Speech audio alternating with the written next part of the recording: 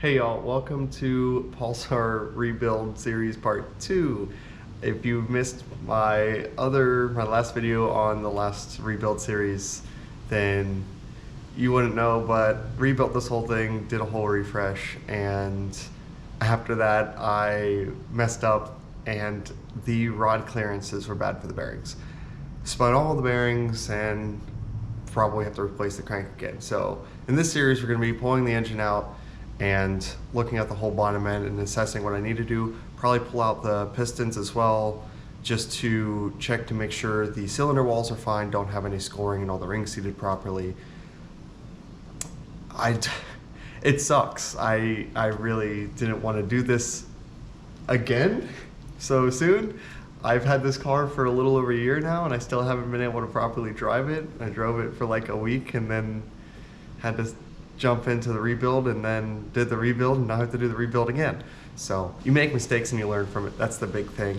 So still excited kinda to get back into it. It shouldn't be as much in depth as the last one. Everything should be easier to do since I replaced a lot of things. This second series is going to be a lot more focused on time lapse. So it's not going to be so much of, hey, I break down what I'm doing and I talk about it and give you tips and tricks from the little bit of experience that I have. Working with a new camera this time, we'll see how that works. It's just a GoPro. It's easier to work with, a lot more mounts than just the iPhone that I was working with previously. Hopefully quality's good.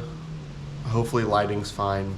Don't have the best lighting in this garage, but we'll see. I'll probably pause the time lapse from time to time, just so I can give a little bit of input. For this rebuild, I'll probably add a little bit of things here and there. Saw my last video, or hopefully you saw my last video, where I talked about some things that I'm going to be adding during this rebuild. I'll probably be getting a few more things like, I don't know, wanting to get a new starter, oil filter relocation, different things like that, just to make maintenance in the future easier, as well as really make sure that everything is refreshed, because we're having some starting issues. If you watched the last video of the last rebuild series, then you would know there were some starting issues, some weird things happening, but the car did start. So would like to replace that though, just because it didn't last time and we're having those issues. It'd make everything a lot easier, but we'll get to that when we get to that. Anyway, let's start the time lapse and jump into the build.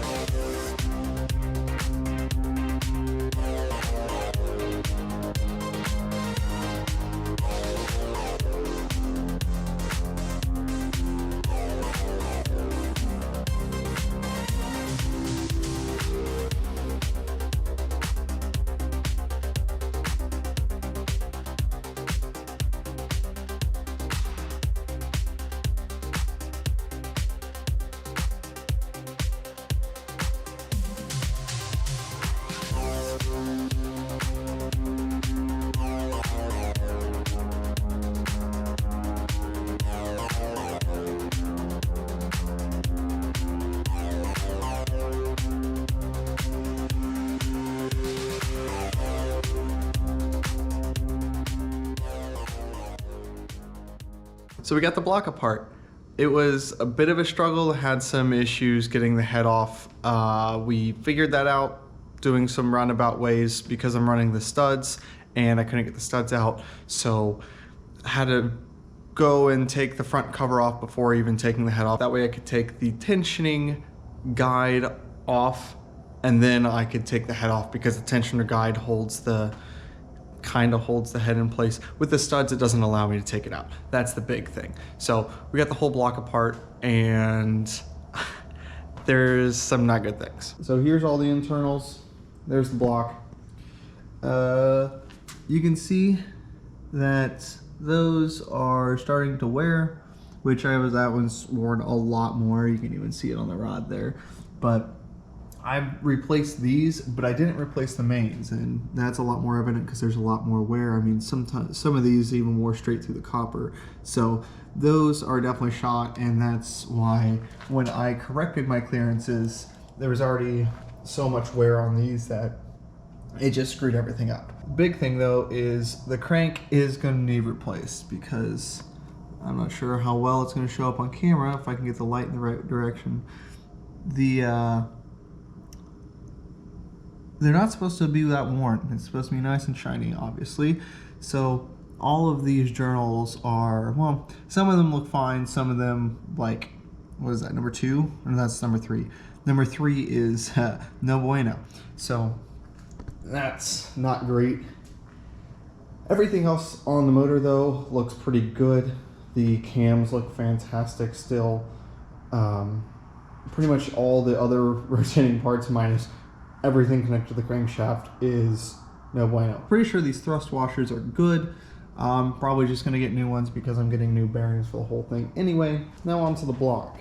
Look, there's a little bit of wear on the cylinder walls. I'm not sure if that's just because I didn't give the rings time to seat, because there's still obviously a lot of cross hatching still on these cylinder walls. So hopefully that's fine. I can't really feel any of them with my fingernail, so I guess that's a good sign. But like I said, maybe I just didn't give the rings enough time to seat. Another big thing that you can obviously see is all of the rust in the cooling system.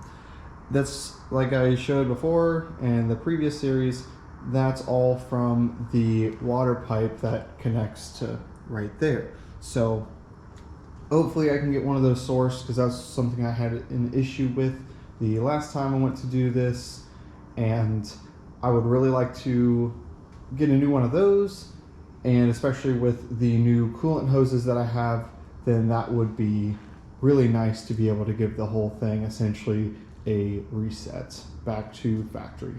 So I think that's pretty much it. Don't really know what else to talk about. Like I said, the crank and all the bearings need to be replaced. The main issue, like I showed, was hopefully that focuses, the main bearings being spun. That was because they got metal shavings through it the first time, the clearances weren't good, and I just replaced the rod bearings, and then obviously they didn't fix themselves. So when I do this again, this time I'm actually going to be getting all the proper calibrated equipment to measure all the tolerances properly, because plastic gauge is an approximate measurement. It's usually good enough. I think I just messed up, but at the same time, I would like to have that equipment anyway, just because it would make it way easier. But yeah, other than that, I get to order the parts, and it's pretty much just a waiting game till I get here to jump right back into it. The other big part is hopefully I can get that water pipe. I really, really, really need one, just because everything is pretty much redone besides the cooling system. So if I can get that done and stop all the rust from clogging up the system, that would be fantastic. So that's gonna do it for this video. If you like what you saw and want to see more, like, comment, subscribe. Thanks. Also, one more thing before I go, make sure you mark all of your hardware. That is something that I am very adamant about, because if you don't have a huge wall of extra hardware or a really good hardware store that's near you, making sure you keep track of all that is paramount. That way you don't mix things up, especially if you have something along the lines of this, where you keep it nice in order for things from different sizes and whatnot, then do that. So I'll catch you in the next one.